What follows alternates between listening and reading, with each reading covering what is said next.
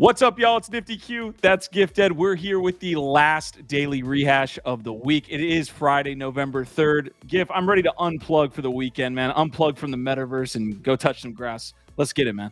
Yeah, man, let's get it indeed, Q. Another awesome week here on the Web3 Network with you, my friend, and with all of you out there. And we're back with the last daily rehash, bringing you the top 10 stories in Web3 from the last 24 hours. But we got to do it quick, Q, because we try and get these in just 10 minutes. So what is up first today, my guy? Huge news from OpenSea here. Devin Finzer, the CEO, is saying we're making some big changes. It's OpenSea 2.0. We're making some layoffs. We're changing some products. We're updating. And the community has been talking about OpenSea for a long time. And apparently, they've been listening.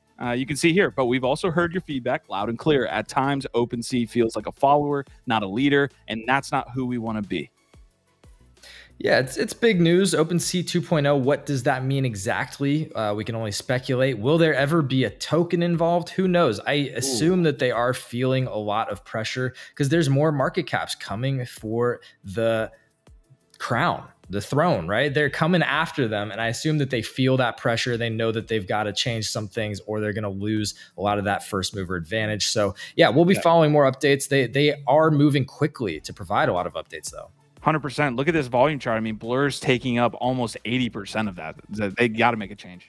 Yeah, but they want to be at the forefront of the next bull run when it comes. So yeah, we'll see where they go from here. On to the next one. Here's where we're going next, and that is Yatreda, the art collective that we actually just found about this week from Roger Dickerman doing our new segment on GM Web3 called Top 5 Artists This Week. Who's trending and why? Roger brought this in as the #1 artist to watch this week, and they absolutely killed it with an awesome drop. It's the Ethiopian version of Adam and Eve, some absolutely gorgeous and beautiful film/photography, black and white NFTs, and they had some huge sales above 10 ETH and one really, really massive one that went for over like 35K, like 22 ETH here on this one sale. Yeah, one of the best things about this industry is seeing good people win. This seems like a win for everybody involved, and I wish Yatreda some good luck. Maybe we could even have them on the network soon to hear it right from the horse's mouth. Yeah, that was cool. They actually shared a clip from our GM Web3. That was dope. Yeah, I saw that. All right, everybody was waiting for the meme token launch at 4 a.m. Eastern this morning. Well, it went off pretty much without a hitch. You can see what the NFTs of the collection basically in meme land, what they got for this meme airdrop allocation. The numbers here are staggering. First of all, it's over ape already out the gate. Now it's come back to down to earth a little bit, but it's still holding, I believe, a $1.6 billion market cap, putting it over Blur, Pepe together. I love that Stats added Combined. Milk in here. That's hilarious. Yeah. But yeah, you know, this is what we wanted to see, right? We wanted to see the token come out, and I'm sure they have the right market makers, you know, kind of in play here. So it did not tank to zero with everybody selling. Really successful drop for meme. Yeah, and big W there for a lot of the farmers and people that got in on this. You know, we've been covering it, trying to understand what's going on, but it shows you what's possible with an Asian company project that has more freedom to go after DeFi products and launching tokens and things with less scrutiny or concerns. The rollout and the launch on this was very, very well done, and you can see the results there. So congrats to everyone in on that, and we'll keep following all of that as it kind of rolls out over the next week or two, see how it goes. Here we go. On to Stars Arena. We got an update here. It's been a shit show over there, but they now have a new leader apparently anointed. Jason DeSimone announced Friday morning that the new team would be leading the platform. As of tonight, old team is out, and that allows us to sever ties with the past and start fresh, they said. Again, you can see all of this in the description on this video if you want to dig in further, or on our X account for Web3, of course. But there you go. Maybe a fresh start for Stars Arena. How do you feel, Q? Are you more bullish now with this news? Yeah, a huge announcement here on the platform itself. It says, and this is from Jason, Stars Arena is not a platform, it's a movement. Let's enter the new phase of Arena V2 stronger than ever. It's funny to see this version 2. We see OpenSea 2.0. Everyone's kind of transitioning and saying, this is our fresh start. It definitely is, and we saw some data there on Dune that was talking about the TVL. I think it's above 250,000. So you see people putting funds back into the platform, at least, GIF. Yeah, slowly but surely, it's definitely positive momentum in the right direction for them. Yeah, absolutely. All right. I actually have some. While we take a look at this TVL for Stars Arena, Dune Analytics made another announcement for themselves. This is actually really cool. We're launching DuneAI. Ask questions in any language using our natural language engine and get crypto data insights. So basically, if you don't know SQL, you can come in here, type, hey, I want the data on Stars Analytics. I'm sure it has to be a little bit more detailed than that, but you can actually do that now. And they also announced Dune Data Hub, which is a kind of fresher and better look at the dashboards there. And also Dune Alerts, which is going to be adding in for the crypto events for inboxes and emails and pieces like that. Hey, this is great. Super powering Dune dashboards with AI tech. I mean, AI is going to revolutionize everything, but especially with different types of web services and data tools, data viz, all this type of stuff. I think this is awesome because Dune is one of those cool products that we use all the time on the Web3 network. So, you know, excited to see how that works out. And I'm sure we'll be using some of those tools very soon. And maybe we'll be using Bitcoin ETFs soon. Maybe some big traditional investors will be. That's what Valkyrie Investments CIO Stephen McClurg believes, saying that they anticipate the US SEC will likely approve a spot Bitcoin ETF by the end of November. Q. That's what they're saying. Look, we've all been speculating on this. I just think that Larry Fink and all the big TradFi firms out there have all of their pressure firmly on the SEC and the US government right now to give them legal means to get in before the halving and before the next run so that their clients don't miss out. That's what I think is happening. And I think there's a lot of pressure in this direction.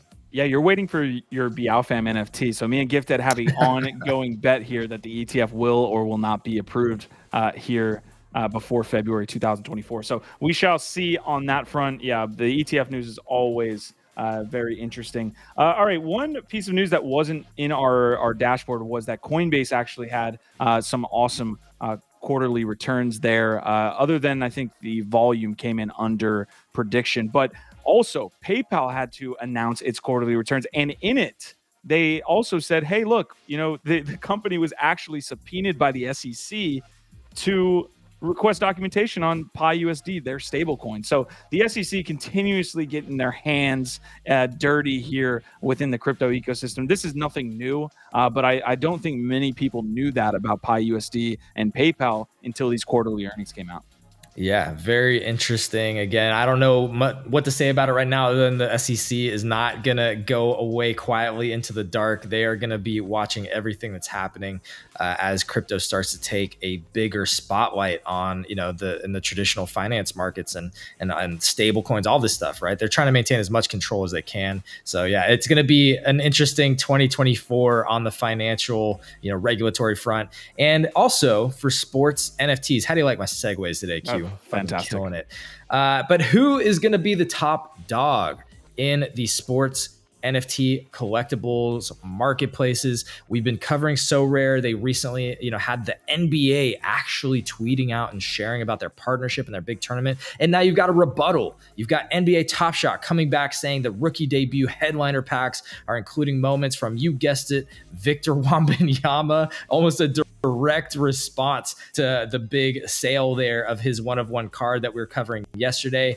One comment that we saw on this saying that, you know, they didn't actually even update the look of these cards for this new season. I mean, kind of surprising, seems like a miss. I have to feel here that if anybody is leading right now, it's got to be So Rare, and it feels like NBA Top Shot is sort of reacting to them. If you were going to be buying sports collectibles, Q, where would you be going right now? Ooh, you're putting me on the spot on this one. I think, you know, short term, So Rare definitely has a little bit more energy around it. I, you know, lean towards NBA Top Shot only because they have that provenance here, and they have shown to say, hey, we're going to actually cut supply, we're going to do all these things, and we've had the customer feedback from the past 2 years. And I hope the Flow protocol does well eventually. That's one of my dark horses. Hopefully they come back.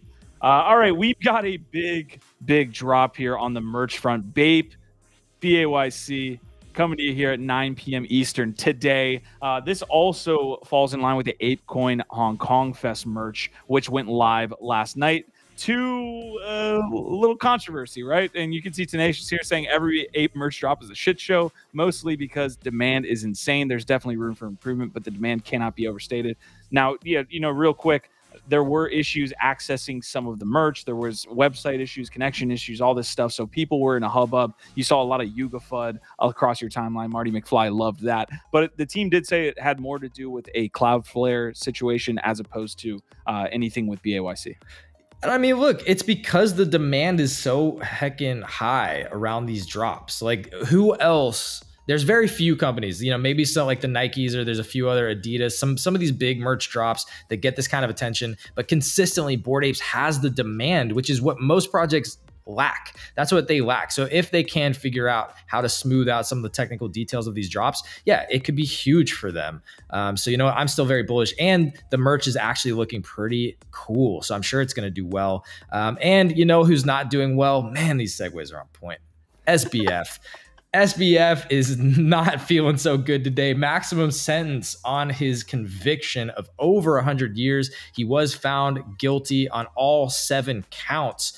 So I'm sure that sentencing will come next, and we'll see what that looks like. I've been saying, Q, that the one sign that this was truly like some kind of weird conspiracy cover-up planned event would be if SBF really sort of gets off without much, you know, gets a slap on the wrist. Feels like it's not going to go that way. Obviously, we'll see what happens. You know, and maybe there was still some weird stuff, but it does seem like he is facing some actual consequences here in real terms. But there's also some amazing threads and content. Again, we actually did just see Beeple's piece, but this Morning Brew thread is worth a read if you want to check it out in the comments. They cover some of the more ridiculous pieces of this story, including Bahamas properties, 35 of them to be exact, worth over $250 million.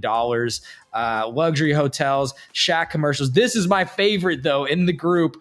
The ex-former Alameda CEO Sam Trabucco bought a $10 million property and 52-foot yacht and named the yacht Soak My Deck. All right, my favorite one from this actually is right below this. They owe Jimmy Buffett money. They still owe Margaritaville $55,000. And remember, folks, this is not their money. This is your money. So yeah. Shout out to that. And shout out to you for making another week in Web3. I'm excited to go touch some grass here. Shout out to the Gotchi gang.